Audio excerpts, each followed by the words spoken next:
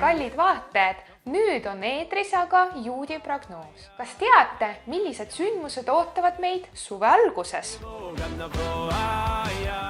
Juunikuu käib koos juudikuuga nimega Sivan ja hõlmab ka Tamuzi kuud. Rosh Chodesh Sivanit peetakse juutide ühtsuse sünnipäevaks, sest just sel päeval tulid juudid Siinai mäele Toora vastuvõtmiseks. Ja tekkis seal Iisrael kui üks inimene ühtse südamega.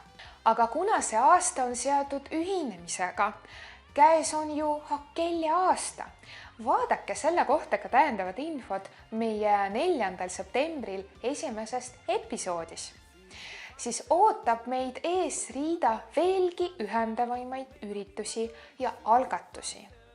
Nagu Tartu sünagoogi 120. aastapäeva auks mälestuskivi paigaldamine ja seminar, sündmus Gimel Tamuzi auks, ravipäev, laste arenduskeskuse avamine ja Gan Iisraeli laager. 9. juunil toimub Tartu linnas kahtlemata ühendav üritus. Tartu sünagoogi avamise 120. aastapäeva auks. Aastal 5663 Siivanikuu 20. päeval pühitseti Tartu sünagoogi uus hoone Turu tänaval. See on ehitatud Tartu juudi kogukonna kulul ja selle projekti arhitekt Robert Polman. Teise maailmasõja ajal sai sünagoogi hoone kõvasti kannatada ja selle varemed lammutati. Nüüd on sellele kohale ehitatud elamu. Tartu juudi kogukonna initsiatiivil ja Eesti Juudi Muuseumi, Eesti Juudi kogukonna ja juudi usukogukonna ning Tartu linnavalitsuse toel otsustati nüüd paigaldada mälestuskivi sünagoogi tänava vastasel tänaval. Plaanitakse ette lugeda mälestuspalvuse Tartu juutide eest ning Tartu Ülikooli raamatukogus avatakse ka näitus Tartu sünagoogi esemetest, raamatukogu ja Eesti Rahva Muuseumi kogudest. Sellele järgneb ka eestikeelne seminar Tartu juutide ajaloost.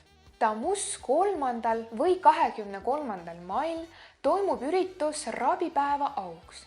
Sel päeval kadus rabi füüsiliselt siit maailmas, kuid on teada, et vagamees toetab juudi rahvast veelgi enam pärast seda, kui miski füüsiline teda enam ei mõjuta. Kohtume 3. Tamuzil, et tugevdada sidet põlvkonna eestvedajaga, vaadata enda sisse ja veelgi rohkem avada oma potentsiaali. Suvi on seigluste ja avastamise aeg. Laste jaoks on see eriti oluline periood, sest nad saavad leida uusi sõpru, õppida tundma ümbritsevat maailma ja veeta aega põnevas mängus.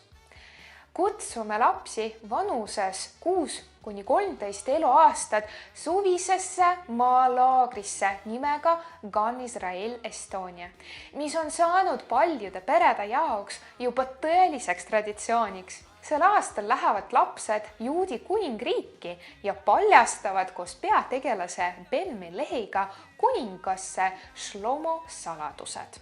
Laagri lõpus toimub pidu Ben Melehi kroonimine, kellest tänu osalejate abile saab tark valitseja.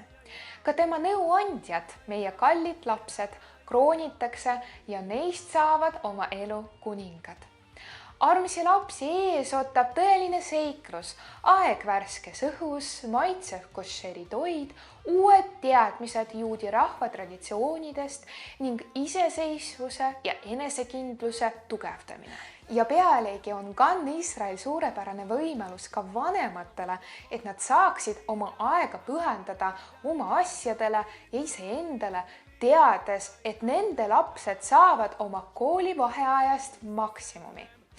Kingiga oma lapsele võimalust saada osa J-Kingdomist ja saada hindamatu kogemus, mis on lapsele kasulik kogu tema eluks. Registreerudes on lihtne sellest muinasjutust osaks saada.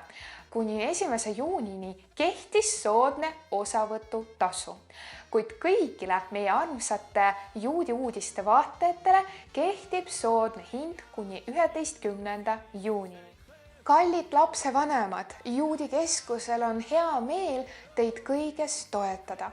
Seega anname teada, et juba järgmisel kuul avatakse laste arenduskeskus, mis tähendab ju uusi võimalusi ja üritusi.